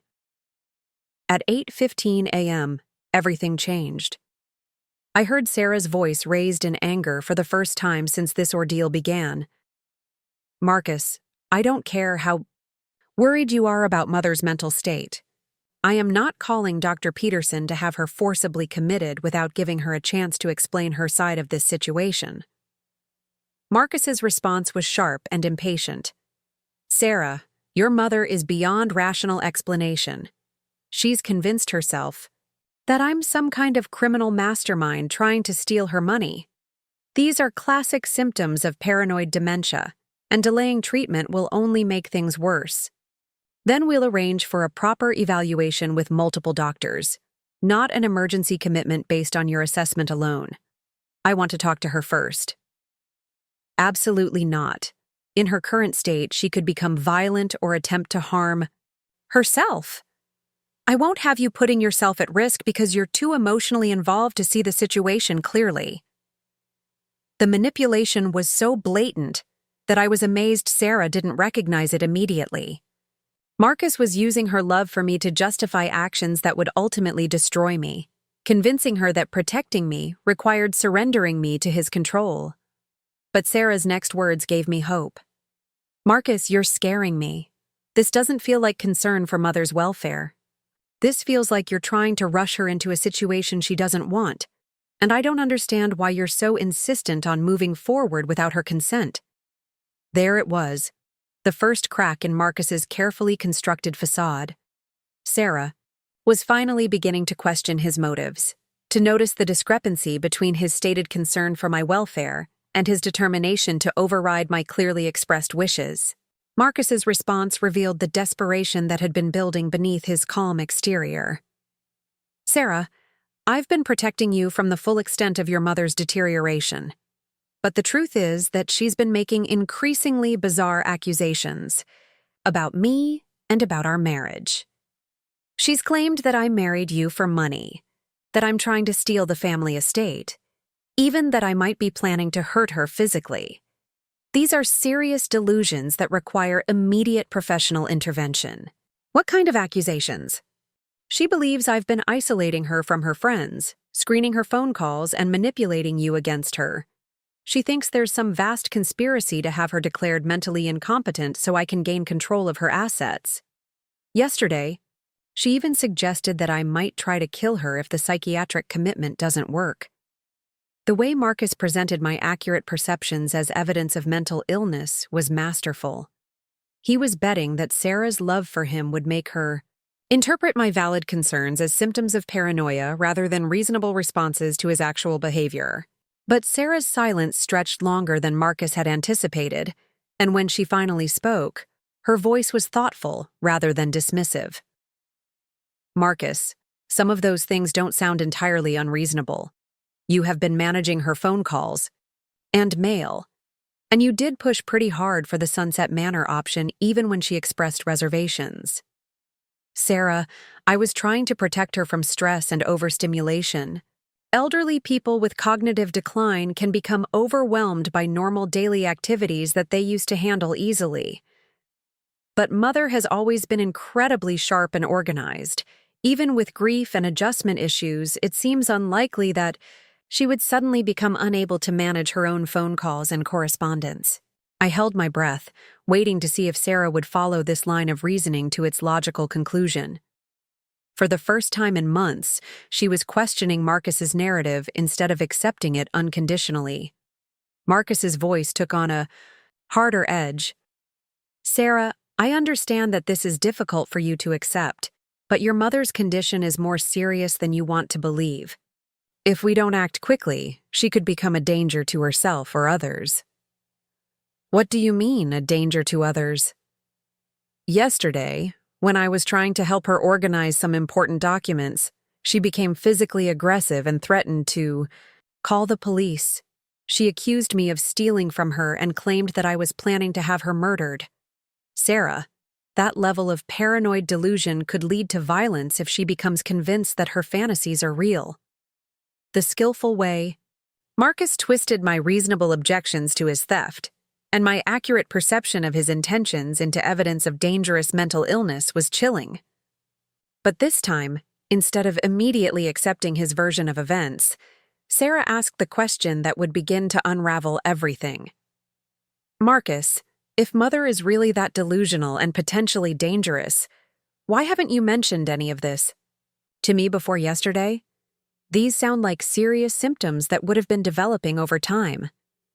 The question hung in the air like a challenge, and I could almost hear Marcus scrambling to construct a plausible explanation for why he had concealed such supposedly serious concerns from Sarah until the exact moment when he needed to justify forcing me into psychiatric commitment. I was trying to protect you from worry, he said finally, but his voice lacked the confident authority that had characterized his previous explanations. I hoped that with gentle management and medication adjustments, we could handle this situation without traumatizing you with the full extent of her decline. Medication adjustments? What medications has Mother been taking? Another excellent question. I hadn't been taking any medications beyond basic vitamins, but Marcus's reference suggested he had been planning to drug me as part of his scheme to make me appear mentally impaired. Just some mild anti-anxiety medication that Dr. Peterson prescribed to help with her grief-related depression, but she's been resistant to taking it consistently, which may be contributing to her current crisis. Sarah's voice sharpened with suspicion. Marcus, I've never seen Mother take any anxiety medication, and Dr. Peterson would have discussed that with me if he had prescribed anything significant. You haven't been paying attention to the details of her daily routine, Sarah. I've been handling her medication schedule to make sure she doesn't miss doses or become confused about dosages. The lie was so blatant that even Sarah, with all her trust in Marcus, couldn't ignore it. Show me the medication. If Mother has been taking anti-anxiety drugs, there should be prescription bottles in her room or in the kitchen where we keep the other household medications. There was a long pause. Then Marcus's voice returned with a dangerous undertone. Sarah, I don't appreciate being interrogated like a criminal when I'm trying to protect your family. If you can't trust me to make appropriate decisions about your mother's care, then perhaps we need to reconsider our entire living arrangement. The threat was subtle but unmistakable. Marcus was reminding Sarah that he could leave at any time, taking with him the financial security and social status that his presence had provided. For a woman who had never been particularly independent or financially sophisticated, the prospect of losing her husband's support would be terrifying. But Sarah's response surprised both of us. Marcus, threatening to leave doesn't answer my questions about Mother's supposed medication or explain why you've been making major decisions about her care without involving me in the details. For the first time since this nightmare began, I felt genuine pride in my daughter. Despite months of manipulation and gaslighting, despite her love for Marcus and her fear of losing him, she was finally standing up for truth and demanding answers to reasonable questions. Marcus's mask was slipping rapidly now, and his next words revealed the cold calculation that had always lurked beneath his charming exterior. Fine, Sarah. You want the truth? Your mother is not just mentally ill, she's potentially dangerous. Last night she made threats against me that suggested she might be planning to hurt me or interfere with our marriage. The medication I mentioned was actually a mild sedative that I've been adding to her evening tea to keep her calm and prevent her from acting on these violent impulses. The admission was so shocking that Sarah's gasp was audible even from my hiding place upstairs. Marcus had just confessed to drugging me without my knowledge or consent, a serious crime that invalidated every observation he had made about my supposed mental decline. You've been drugging my mother without her knowledge? Sarah's voice was filled with horror and disbelief. I've been protecting both of us from a dangerous situation that you've been too naive to recognize. Eleanor is not the sweet, confused old lady you think she is. She's been planning something, Sarah. Making secret phone calls, asking the staff suspicious questions, hiding documents in places where she thinks I won't find them. Secret phone calls. Suspicious questions, hidden documents. Marcus had been monitoring my activities far more closely than I had realized, which meant he knew I had been gathering evidence against him. The question was whether he understood how extensive that evidence had become. Marcus, this is insane. You're talking about my mother like she's some kind of criminal mastermind instead of a grieving widow who's been adjusting to living with us. Your mother owns a $30 million estate, Sarah. Do you really think that kind of wealth doesn't attract predators and con artists? Do you think she's incapable of paranoid thoughts about people trying to take advantage of her? $30 million. Marcus had just revealed that he knew the true value of the estate, not the $12 million he had mentioned in his phone calls. That meant he had been conducting his own investigation of our assets, probably planning to steal far more than even his co-conspirators realized. But his revelation also confirmed something else. Marcus was no longer trying to maintain the fiction that he was acting in my best interests. He was openly discussing me as a problem to be solved, an obstacle to be removed so he could access the wealth he believed he was entitled to claim. Sarah, your mother has been actively working against our marriage from the beginning. She's never accepted me as part of this family, and now she's trying to turn you against me by making wild accusations about my motives and behavior. Is that why you've been isolating her from her friends and monitoring her communications? I've been protecting her from people who might take advantage of her vulnerability, and protecting us from the embarrassment of her increasingly erratic behavior in social situations. Marcus, stop. Just stop talking and listen to yourself. You're describing systematic control and manipulation of an elderly family member, and you're trying to justify it as protection. This isn't normal behavior for a caring son-in-law.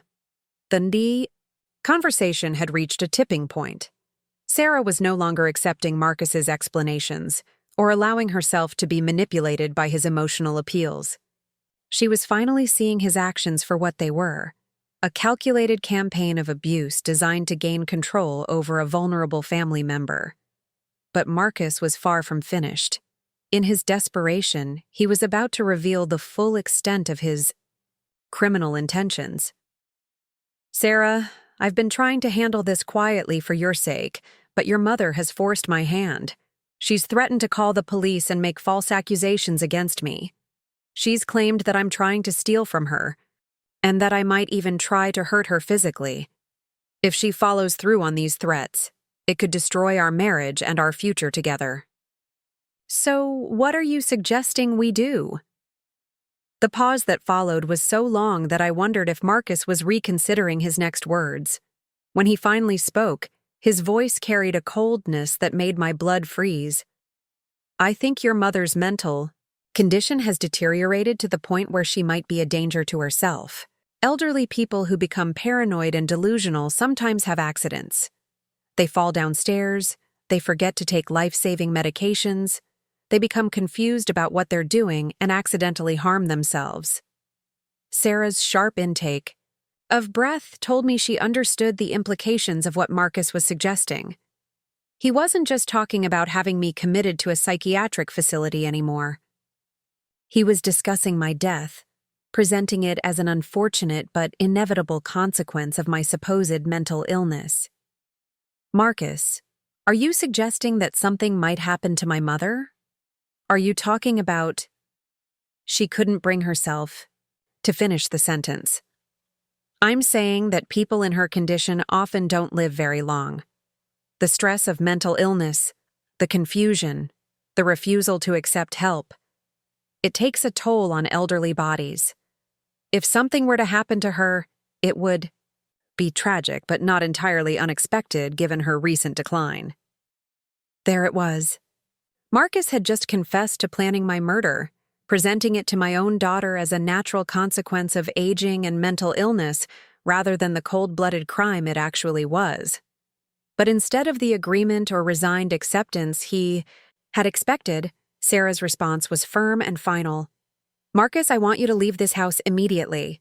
I don't know what you've become or what you're planning, but I won't let you hurt my mother.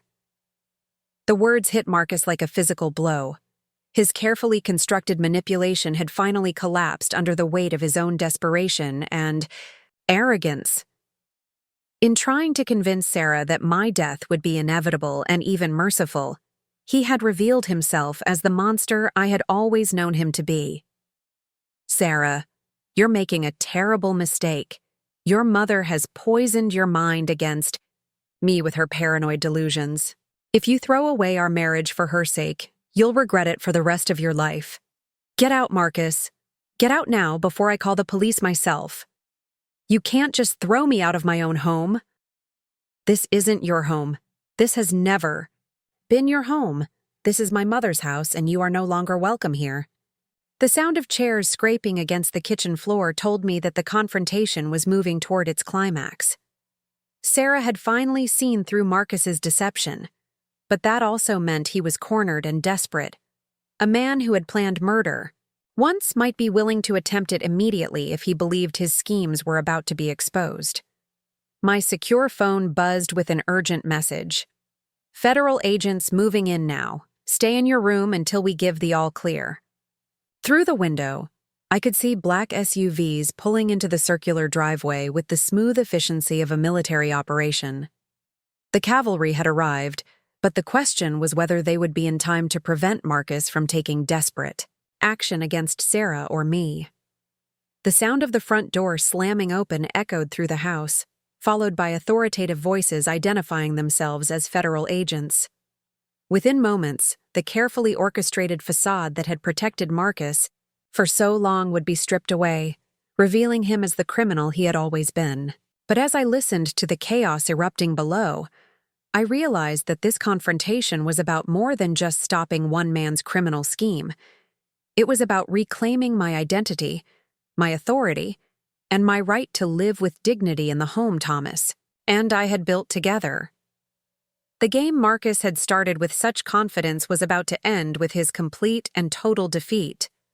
But first, there would be one final revelation that would shock even me with its scope and audacity. The sound of federal agents storming through my home was both terrifying and exhilarating. Heavy boots on marble floors, commands shouted with military precision, and beneath it all, Marcus's voice raised in panicked protest as his world collapsed around him. I remained at my window, watching as more black vehicles arrived and agents in tactical gear surrounded the property with practiced efficiency. "This is a mistake," Marcus was shouting from somewhere below. "I'm the one who called for help. The elderly woman upstairs is having a psychotic break and threatening violence." Even now, even as federal agents placed him under arrest, Marcus was still trying to manipulate the narrative, still attempting to paint me as the dangerous one while positioning himself as the victim of my supposed delusions. The audacity was breathtaking, but it was also futile. The recordings Jonathan's team had gathered would speak louder than any desperate lies Marcus could invent in the moment. My secure phone rang, and Jonathan's voice brought the relief I had been waiting months to feel. "Eleanor, it's over. Marcus is in custody, and we have enough evidence to ensure he'll never be a threat to you or anyone else again.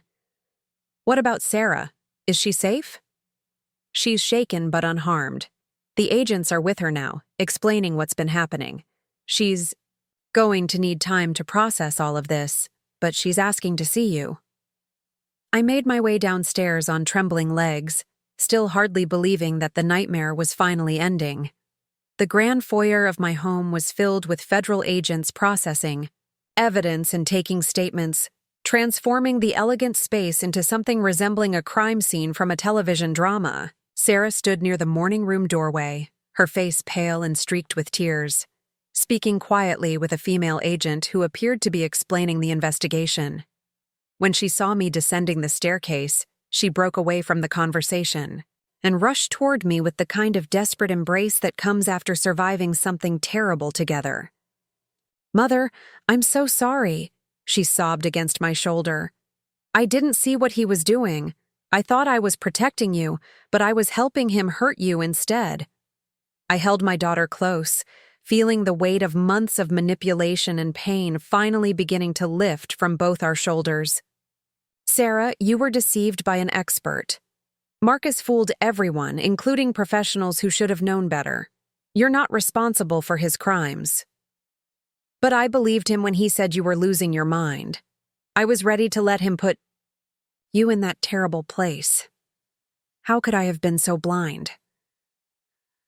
The guilt in her voice was heartbreaking, but it was also misplaced.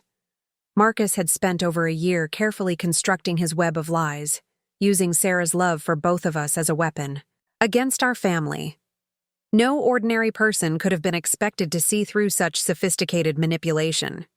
Agent Rebecca Chen, the lead investigator, approached us with the kind of professional compassion that comes from years of dealing with family trauma. "Mrs. Whitmore, Mrs. Patterson, I know this is overwhelming, but I need to brief you on what we've discovered about Marcus's activities. The scope of his criminal enterprise is much larger than what you experienced here." We settled in the living room, the same space where Marcus had entertained his business associates and painted himself as the generous benefactor caring for his elderly mother-in-law. Now it would serve as the place where we learned the full extent of his betrayal. Marcus Patterson has been part of an organized network targeting wealthy elderly individuals across 7 states. Agent Chen began, consulting her notes. The operation typically involves identifying vulnerable widows or widowers with substantial assets, then infiltrating their families through marriage or employment relationships. Sarah's hand tightened in mine as the implications became clear. "You're saying he married me specifically to get access to our family's money?" "I'm afraid so. Our investigation shows that Marcus researched your family extensively before engineering your first meeting. He knew about your mother's assets, your father's business history, and your family's social connections before he ever introduced himself to you." The calculated cruelty of it was staggering. Every moment of their courtship, every expression of love, every tender gesture had been part of an elaborate con designed to position Marcus for the ultimate theft of everything Thomas and I had built. The network operates with sophisticated psychological manipulation techniques designed to isolate targets from their support systems while making the abuse appear to be loving care, Agent Chen continued. Marcus's training in these methods was extensive, which is why his approach was so effective and so difficult to recognize. Training. As if destroying families was a skill that could be taught and perfected through practice. I thought about all the other elderly people who had suffered at the hands of this network, all the families torn apart by predators like Marcus, who specialized in exploiting the trust that should exist between loved ones. What would have happened if we hadn't stopped him? I asked, though I suspected I already knew the answer. Based on communications we intercepted, Marcus was under pressure from his handlers to complete the asset extraction within the next 2 weeks. If the psychiatric commitment approach had failed, they had authorized him to stage what would appear to be an accidental death. Sarah made a sound like a wounded animal, the reality of how close she had come to losing me hitting her with full force. He was really going to kill you? The network has been linked to at least 12 suspicious deaths of elderly individuals over the past 5 years, Agent Chen said gently. In each case, the victims' assets were quickly liquidated by family members who claimed authority through marriages or powers of attorney that were obtained through coercion. 12 people, 12 families destroyed by the same criminal organization that had targeted us. 12 elderly individuals who had died alone and afraid, betrayed by people they had trusted and loved. What happens now? Sarah asked, her voice small and broken. Marcus will face federal charges for conspiracy, fraud, elder abuse, and conspiracy to commit murder. Given the evidence we've gathered, including recordings of him discussing plans for your mother's death, he'll likely spend the rest of his life in prison. The thought of Marcus locked away forever brought me a satisfaction that was almost frightening in its intensity. But more than personal revenge, I was grateful that he would never be able to hurt another family the way he had hurt ours. There's something else you need to know, Agent Chen said, her expression growing more serious. During our search of Marcus's personal effects, we discovered that he had been documenting his activities here as part of a training manual for other network operatives. Your case was going to be used to teach other criminals how to manipulate wealthy families. The violation of being reduced to a case study, a template for future crimes, was almost more insulting than the attempted theft itself. Marcus hadn't just seen me as a victim. He had seen me as a learning opportunity for other predators. But then Agent Chen smiled for the first time since we had met. However, Marcus made one crucial error in his documentation. He severely underestimated both your resources and your intelligence, Mrs. Whitmore. His notes describe you as a typical grieving widow with limited business knowledge and excessive trust in family members. I couldn't help but laugh at the description. He really had no idea who he was dealing with, did he? None whatsoever. In fact, his underestimation of you was what allowed our investigation to succeed so completely. He never suspected that you had the sophisticated legal protections your husband had established, or that you would be capable of recognizing and countering his manipulation tactics once you understood what was happening. The irony was perfect. Marcus's greatest strength as a con artist, his ability to see elderly people as easy marks rather than complex individuals with their own intelligence and resources, had become his downfall when he encountered someone who refused to be diminished by his expectations. As the federal agents finished their work and began to clear out of the house, I found myself standing in Thomas's study with Sarah, looking at the photographs and mementos that chronicled our family's real history. Not the fiction Marcus had tried to create, where I was a burden to be managed and eventually discarded, but the truth of a life built through love, hard work, and mutual respect. "Mother, how did you know?" Sarah asked, touching the frame that held our wedding photograph. "How did you see through him when I couldn't?" It was a fair question, and one that deserved an honest answer. "Because I remembered who I was, Sarah. Marcus tried to make me forget that I was Eleanor Whitmore, successful businesswoman and equal partner in building everything we have. He wanted me to see myself as just a confused old woman who should be grateful for his tolerance. But your father didn't raise me to be anyone's victim, and he certainly didn't marry someone who would go quietly into any institution." Sarah smiled through her tears, the first genuine smile I had seen from her in months. "Daddy always said you were the toughest negotiator he ever met. Your father was a wise man who understood that the strongest protection he could give me wasn't money or legal documents, though those helped. It was making sure I never forgot my own worth or my own power."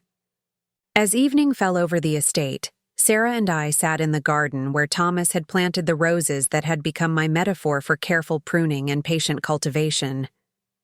The events of the day felt surreal, like something that had happened to other people in a different life.